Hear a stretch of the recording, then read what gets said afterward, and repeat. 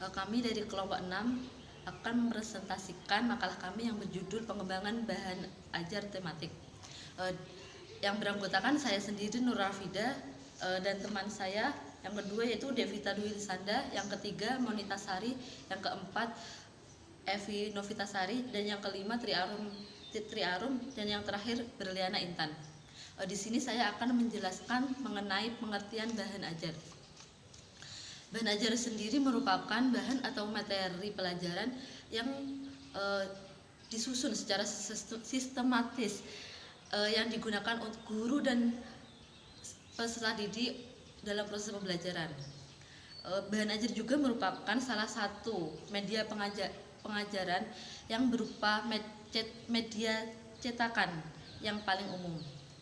Sedangkan pengembangan bahan ajar merupakan salah satu yang harus dimiliki oleh guru agar peserta didik mampu mencapai kompetensi yang diharapkan oleh sekolah tersebut atau guru tersebut. Sekian dari saya. Materi selanjutnya akan disampaikan oleh teman saya. Saya Tri Arum. Di sini saya akan menjelaskan mengenai tujuan dan manfaat pengembangan bahan ajar tematik SDMI. Yang pertama adalah tujuan. Menurut Kemendikbud, adapun tujuan pembelajaran tematik terpadu ini diantaranya adalah yang pertama, mudah memusatkan perhatian pada salah satu tema atau topik. Yang kedua adalah mempelajari pengetahuan dan mengembangkan berbagai kompetensi mata pelajaran dengan tema yang sama. Yang ketiga adalah memiliki pemahaman yang mendalam dan berkesan terhadap suatu mata pelajaran. Yang keempat adalah mengembangkan kompetensi berbahasa dengan mengaitkan berbagai mata pelajaran dengan pengalaman pribadi siswa. Yang kelima adalah lebih bergairah belajar karena mereka bisa berkomunikasi secara nyata, baik itu dengan berdiskusi, tanya jawab, ataupun lain sebagainya. Yang keenam adalah lebih merasakan manfaat dan makna dalam pembelajaran karena pembelajarannya tersusun secara konteks tema yang jelas. Yang ketujuh adalah guru waktunya jadi lebih efektif karena materinya itu dapat disusun secara bersamaan dan terpadu tentunya. Jadi dan ketika penyampaiannya itu dapat dilakukan dalam 2 atau 3 pertemuan. Dan yang terakhir, yang kedelapan,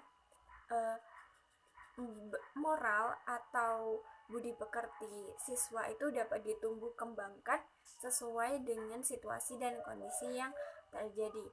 Nah, dari 8 tujuan yang diutarakan oleh Kemendikbud tadi, intinya adalah pembelajaran tematik itu ingin peserta didik itu lebih memahami dan lebih tahu lebih dalam mengenai konteks materi suatu mata pelajaran, sehingga dalam proses pembelajarannya nanti siswa itu jadi lebih bergairah, serta diharapkan dengan adanya tematik terpadu tadi, siswa jadi lebih bisa mengembangkan kemampuannya sesuai dengan tema yang sudah ada tersebut.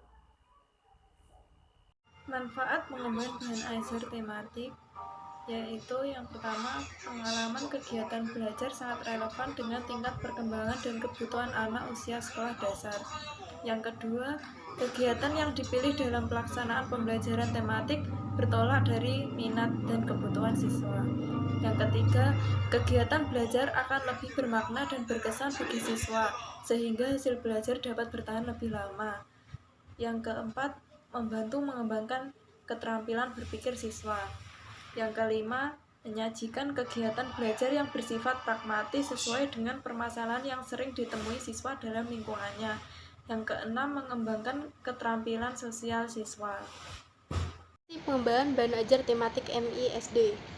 Pembelajaran mempunyai karakteristik yang sangat berbeda. Hal ini disebabkan karena karakteristik siswa berbeda. Secara institusional, tujuan pembelajaran lebih ke arah pengembangan potensi dasar para siswa. Karena potensi dasar ini sangat diperlukan untuk belajar dan pembelajaran pada tingkat pendidikan selanjutnya. Apabila belajar dan pembelajaran tidak dilaksanakan sebagaimana mestinya, sehingga potensi dasar tidak berkembang, dikhawatirkan menjadi penghambat bagi perkembangan siswa selanjutnya, khususnya dalam mengikuti program-program belajar dan pembelajaran. Bahan ajar yang dikembangkan memiliki karakteristik, yaitu sesuai dengan fakta sejarah, keakuratan, dan kebaruan pengetahuan yang relevan. Karakteristik yang dikembangkan yaitu pertama, bahan ajar yang dikembangkan memiliki validitas tinggi karena memiliki kategori sangat baik. Pengembangan bahan ajar tematik dilakukan dengan beberapa tahap, seperti dilakukan analisis kurikulum, analisis kebutuhan siswa, dan analisis materi. Analisis kurikulum yang dilakukan memperoleh adanya kurikulum yang terbaru yang digunakan, yaitu kurikulum 2013 yang membelajarkan siswa secara tematik. Analisis kebutuhan siswa menemukan adanya perbedaan latar belakang siswa yang mempunyai fasilitas belajar seperti internet dan gadget. Terdapat juga perbedaan prestasi belajar dilihat dari hasil belajar semester siswa. Analisis materi dilakukan terhadap buku pegangan siswa. Setelah bahan ajar layak diuji coba ke lapangan, maka dilakukan validasi kepada guru SD sebagai pembimbing siswa. Kedua, bahan ajar yang dikembangkan disusun secara sistematis, yaitu berisi format alat maupun teks yang mengacu pada kurikulum untuk mencapai tujuan pembelajaran. Selanjutnya, bahan ajar yang dikembangkan memfasilitasi keberagaman karakteristik setiap siswa telah memenuhi syarat sebagai modul, yaitu bahan ajar dapat digunakan untuk belajar secara mandiri karena memenuhi karakteristik modul berupa self-instructional, user-friendly, self-contained. Materi dikemas dalam until-until kecil dan tuntas, tersedia contoh dan ilustrasi yang jelas, tersedia soal-soal latihan, tugas, dan permainan teka-teki silang. Materi up-to-date dan kontekstual. Bahasa sederhana, lugas, komunikatif, terdapat rangkuman, tersedia instrumen penilaian yang memungkinkan siswa melakukan self-assessment. Nah, yang keempat, bahan ajar yang dikembangkan dilengkapi dengan ilustrasi, gambar yang menarik atau dengan permainan.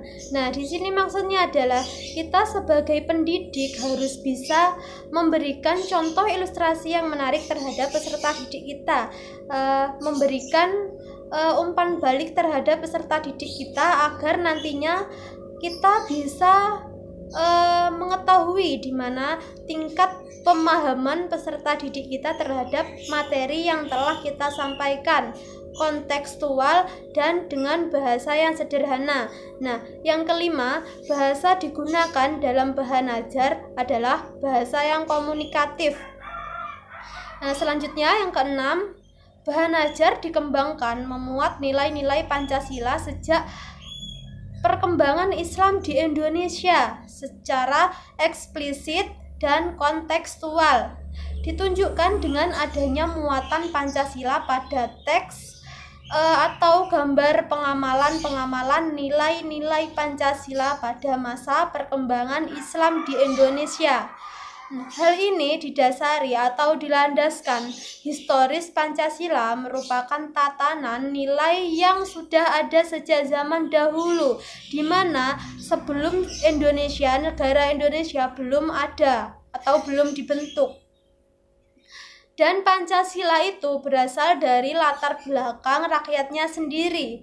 Selain itu, pembangunan pendidikan di Indonesia diarahkan untuk membentuk manusia yang ada di Indonesia sehat jasmani, berpengetahuan tinggi, berpengalaman, dan mempunyai keterampilan yang tinggi.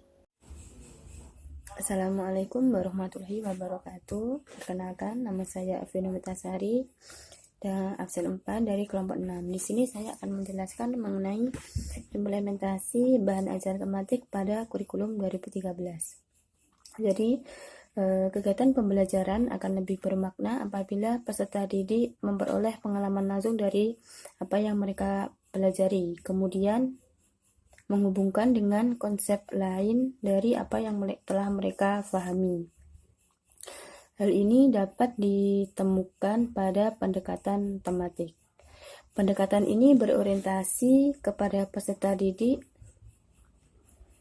yang merupakan upaya pemerintah untuk meningkatkan mutu pendidikan nasional dan mengimbangi padatnya kurikulum.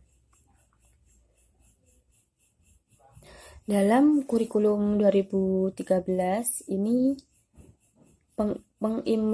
pengimplementasiannya dengan menggunakan pembelajaran tematik. Dalam pengembangan bahan ajar tematik ada 5 langkah, yaitu yang pertama tahap analisis. Tahap analisis adalah tahap di mana pencarian dan penggalian informasi mengenai siswa sehingga diperoleh informasi yang aktual. Tahap yang kedua yaitu perancangan. Dari tahap ini merupakan tahap di mana proses perumusan tujuan pembelajaran yang berdasarkan hasil analisis. Langkah selanjutnya, langkah yang ketiga yaitu tahap pengembangan. Tahap pengembangan di sini maksudnya adalah tahap di mana bahan ajar itu ditulis secara utuh. Dalam tahap pengembangan di sini merupakan lanjutan dari tahap perancangan.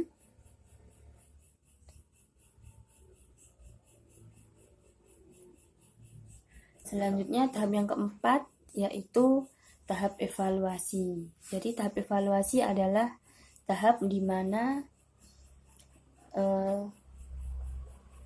memperoleh tanggapan dari berbagai pihak yang hasilnya untuk menjadikan bahan ajar yang lebih berkualitas. Jadi setelah dikembangkan di tahap pengembangan, lalu tahap evaluasi untuk menjadikan bahan ajar yang lebih berkualitas itu tadi. Yang terakhir yaitu tahap revisi. Tahap revisi di sini maksudnya yaitu tahap perbaikan.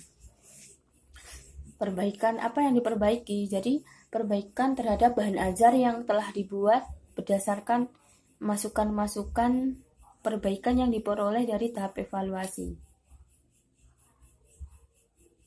Jadi pada tahap evaluasi tadi kan memperoleh tanggapan dari berbagai pihak. Nanti tanggapan tersebut akan diperbaiki di tahap yang kelima yaitu tahap revisi. Seperti itu. Sekian dari saya. Wassalamualaikum warahmatullahi wabarakatuh.